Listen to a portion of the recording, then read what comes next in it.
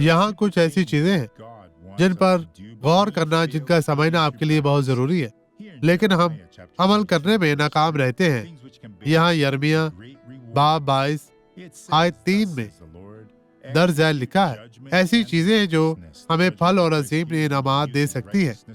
खुदावंद जो फरमाता है कि अदालत और सदाकत के काम करो और मजलूम को जालिम के हाथ से छुड़ाओ और किसी से बदसलूकी ना करो और मुसाफिर और यतीम और बेवा पर जुल्म ना करो, इस जगह बेगुनाह का खून ना बहाओ।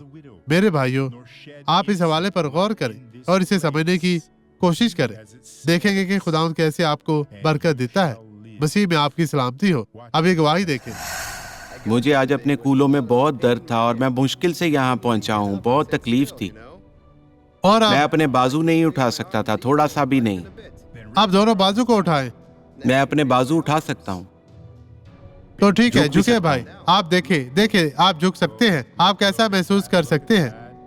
देखें, आप बेहतर है। मुझे बहुत अच्छा लग रहा है। बस ठीक है, खुदा ने आपको शिफा दी। यही तो बात है मेरे भाई। आपको डरने या घबराने की जरूरत नहीं है। सिर्फ यीशु से मांगे और वो आपको बरकत दे।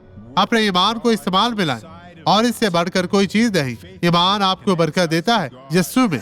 आइए अब दुआ करें। बाप, मैं तमाम लोगों की तरफ से दुआ गो हूँ जो खुदावंद किसी भी तरह की आजमाइश और मुश्किलात का शिकार है, और मैं बदी से कहता हूँ कि अब चली जा, गायब हो जा और कभी भी वापस ना आना। मैं यीशु के नाम में आप सबको आजाद करता हूँ, यीशु नासरी के नाम में।